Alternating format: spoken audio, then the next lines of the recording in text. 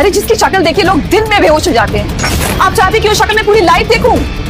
चाहे मैं जीऊं या मरूं, उस शैतान जैसे दिखने वाले इंसान से मैं शादी करके अपनी जिंदगी बर्बाद बिल्कुल नहीं करूंगी। आरोही के पिता ने दिल्ली के रईस खानदानों में से एक रायजादा खानदान तक अपनी पहुंच बनाने के लिए आरोही की शादी रायजादा खानदान के इकलौते वारिस विक्रम रायजादा से तय कर दी थी, वो भी आरोही से बिना पूछे। विक्रम की शख्सियत के बारे में तरह तरह की बातें होती थी। कोई कहता था कि उसकी शक्ल शैतान की शक्ल जैसी है, तो कोई कहता था कि विक्रम लाइलाज बीमारी से जूझ रहा है और बस चंद दिनों का ही मेहमान है। लेकिन विक्रम के बारे में हकीकत में कुछ और ही था, जिसके बारे में किसी को पता नहीं था।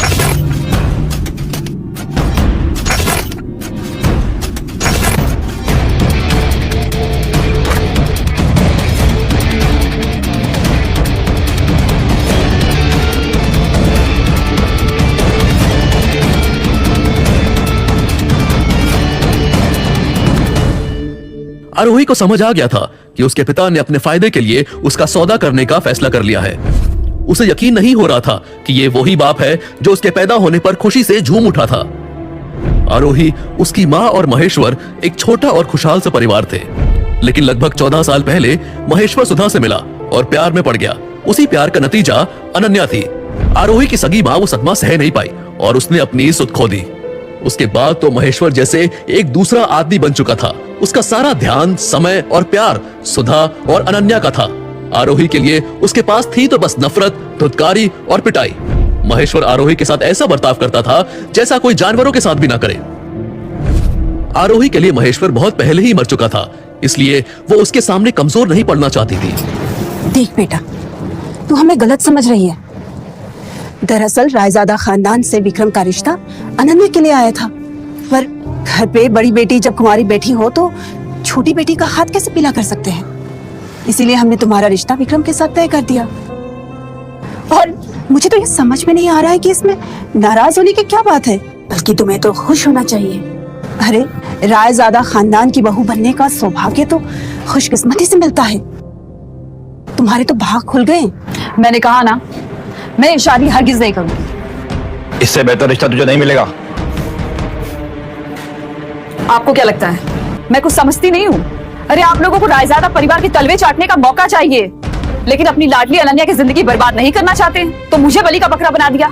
अगर ये रिश्ता लाखों में एक है तो करा दीजिए अनन्या की उस बदसूरत विक्रम से शादी। क्योंकि यही सच था। अनन्या के लिए रायजादा खानदान से रिश्ता आया था, ये सुनकर सुधा और महेश्वर दोनों की खुशी का ठिकाना नहीं था। वो दोनों ही रायजादा खानदान से जुड़ना चाहते थे, लेकिन विक्रम जैसे अपाहिज और कुरूप इंसान के साथ अपनी बेटी अनन्या का रिश्ता नहीं जोड़ना चाहते थे। हालांकि उन्हें भी ये पता था कि रायजादा खानदान का समधी बनना मतलब लॉटरी हाथ लग जाने जैसा था, इसलिए वो लोग ये रिश्ता हाथ से जाने नहीं देना चाहते थे। तभी सुधा के शैतानी दिमाग में एक आइडिया आया और उसने अनन्या की जगह आरोही के रिश्ते का प्रस्ताव रख दिया।